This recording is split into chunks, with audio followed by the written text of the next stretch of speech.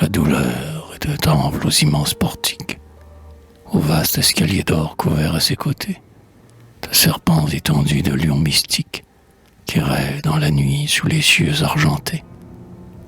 Des femmes dans leurs bras soutiennent l'édifice, cariatides d'or entremêlant leurs mains, qui, les yeux clos, portant le poids du sacrifice, pleurent tous les amours et tous les maux humains. Mais voici deux gardiens qui veillent près des portes. L'un, c'est la haine, tient des glaives enflammés. L'autre, ange des amours et des voluptés mortes, secouant ses doigts blancs des flambeaux consumés.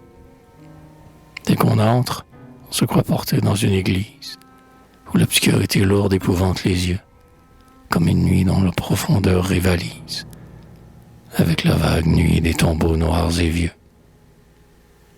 Un jour, là de traîner mon mal comme un suaire, là de mourir d'amour ainsi qu'on meurt de faim, je suis venu, douleur, dans ton noir sanctuaire, poser mon front brûlant sur tes dalles sans fin. Entourant de mes bras tes colonnes antiques, j'ai laissé mon amour et ma haine à long flot, ruisseler de mon cœur sur tes marbres mystiques. Tes voûtes sont encore pleines de mes sanglots. J'ai crié vers le ciel comme un homme en démence. J'ai dit adieu. Voyez que mon cœur s'est fondu. Venez à moi du haut de votre ciel immense. Mais le ciel est trop loin. Rien ne m'a répondu. Rien, hors toi, sombre autel.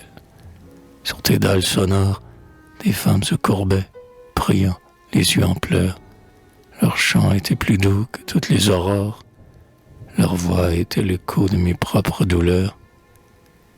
Elles disaient, courbant leur front jusqu'à la terre, et penchant leurs cheveux et leurs pleurs en ruisseaux, levant leurs bras flétris vers l'autel solitaire, jetant des cris à faire écrouler les arceaux. Ô douleur, divinité hautaine, depuis assez longtemps tu nous tiens à genoux. Regarde donc, du haut de ta grandeur lointaine, nos larmes en ruisseaux coulées autour de nous. Écoute nos soupirs dont s'ébranlent tes voûtes, comme on cède au fardeau dont on est châtié. Sous ta haute grandeur, nous nous inclinons toutes. Jette sur nous au moins un regard de pitié. Laisse-nous retourner à nos plaines chéries et, revoyant le ciel plus bleu des anciens jours, cueillir comme des fleurs, au champ de nos patries, les rêves d'espérance et les baisers d'amour. Ou si tu ne veux pas, en notre ombre effroyable, faire briller sur nous de ton lointain ciel bleu, l'astre des jours passés, déesse impitoyable, prends-nous, emporte-nous sur tes ailes de feu, aussi loin que possible, en des régions hautes, où la mort, étreignant nos seins inapaisés, fera s'évanouir le remords de nos fautes, à force de douceur, d'amour et de baisers. Ça et là, de leur cœur plein de choses funèbres, s'exhalait un sanglot. Puis les voix se sont tues. Alors le grand silence, au milieu des ténèbres, sur elle, comme un vol d'oiseau, s'est abattu. Et puis, au fond du noir sanctuaire, dans l'ombre, sur ces fronts douloureux hantés par le remords, la voix de douleur, impitoyable et sombre, lentement descendit ainsi qu'un chant de mort. Étouffez vos sanglots. Dans vos jours de jeunesse, les hommes vous voyaient passer sur leur chemin, quand ils vous imploraient du fond de leur tristesse, quand ils vous suppliaient, leur tendiez-vous la main.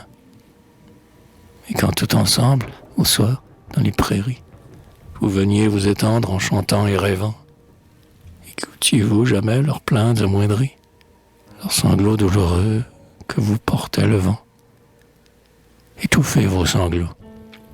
La douleur est un temple où, jeune ou vieux, chacun doit venir reposer en attendant que Dieu, qui là-haut le contemple, lui prépare un amour impossible à briser. Jusqu'à l'heure de mort, jusqu'à l'heure suprême, où dans l'ombre vos yeux lassés se fermeront. Il vous faudrait traîner l'implacable anathème, comme un voile funèbre inclinant votre front. Silencieusement souffrir sans fin ni trêve, porter l'âpre regret du bonheur écoulé, et chercher dans vos nuits de rêve le beau rêve des anciens jours peut-être à jamais envolés. Donc souffrez, sans vous plaindre. En vos cœurs l'espérance n'a peut-être encore pas jeté ses derniers cris. Les hommes loin de vous, vaincus par la souffrance, sur votre souvenir penchent leur front flétri. Plus tard vous les verrez, adorateurs fidèles, se suspendre à vos cœurs, ces autels renversés, prendre à vos genoux les poses éternelles, des reptiles que les charmeurs ont terrassés.